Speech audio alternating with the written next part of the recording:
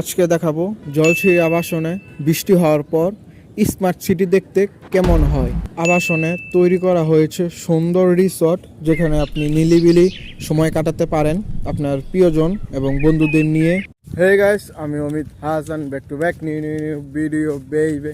তো আমি এখন আছি জলছিরি আবাসনে, আর আমি এখন আপনাদেরকে দেখাবো বৃষ্টি হওয়ার পর জলছিরি আবাসনের ওয়েদারটা দেখতে কেমন হয় এবং তার চারপাশে আবহাওয়া কেমন। আজকে আমার সাথে আছে মাসুফ হাসান। মাসুফ, তুমি কেমন আছো? এবং আরেকজন আছে ভদ্র ছেলে রাকিন। হাই।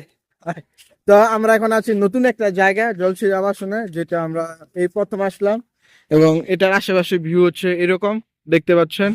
বৃষ্টি হওয়ার পর জলছিরি আবাসনটা দেখতে একদম নতুনের মতো লাগছে, এবং চারিদিকে অনেক গাছপালা থাকার কারণে সবকিছু নতুনত্ব ফিরে পেয়েছে, এবং সেজন্য এই জায়গার মানুষজন মিলেমিশে খেলছে ক্রিকেট, বাচ্চারা চালাচ্ছে সাইকেল।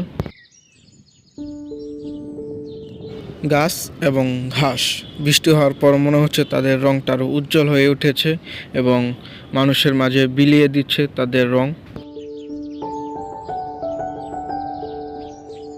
আমার প্রথম দেখা বৃষ্টি হওয়ার পর জলছিরি আবাসন দেখতে কেমন হয়। আমি এখন আছি জলছিরি আবাসনের পিছন সাইড বা শেষ প্রান্তে।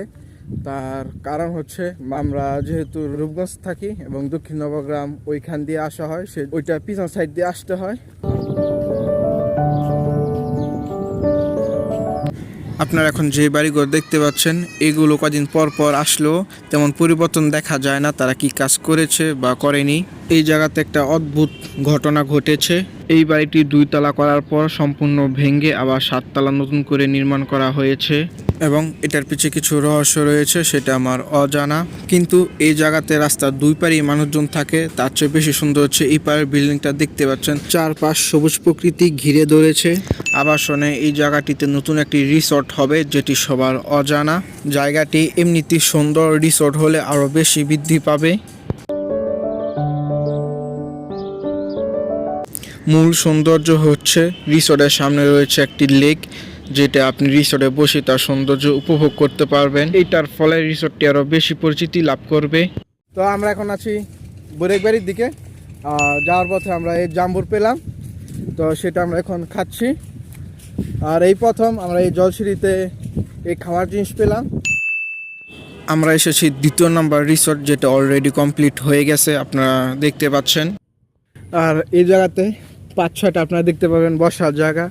একটা আছে দোলনা, এবং তার সাথে আপনারা একটা দেখতে পাবেন কুড়ের ঘর, যেটা দেখতে অনেকই ভালো এবং অনেক সুন্দর পরিবেশ দেখা যাচ্ছে। এবং এই তার চারপাশ রয়েছে প্রকৃতির সৌন্দর্য, গাছপালা এবং আমের বাগান দেখতে পাচ্ছেন। সামনে হচ্ছে আম বাগান, এবং এই সব কিছু হচ্ছে গাইস পুকুরের পাড়ে। আর এখানে বসে আপনি পুকুর দেখতে পাবেন এবং তার সৌন্দর্য ফিল করতে পারবেন। এবং পুকুরে নামার জন্য রয়েছে এই সিঁড়ি, লোহার সিঁড়ি।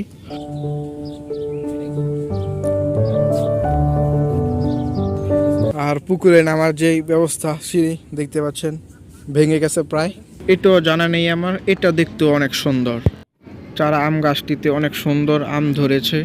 এই ফুলটার নাম আমার অজানা, এবং বাতাস হলে এই ফুলটা দোল খায় এবং তার সৌন্দর্য আরও বৃদ্ধি পায়। এটার নামও জানি না, কিন্তু এই ফুলটা দেখতেও অসম্ভব সুন্দর। এই রিসোর্টটি দেখতে অপরূপ সুন্দর, রয়েছে সুন্দর ফুলের গাছ, আছে আমের গাছ, এবং রয়েছে সুন্দর একটি ফুল যেটার নাম আমার অজানা। আমরা এখন আছি তানমুশির বালুচর, এন্ড এটা হচ্ছে তানমুশি।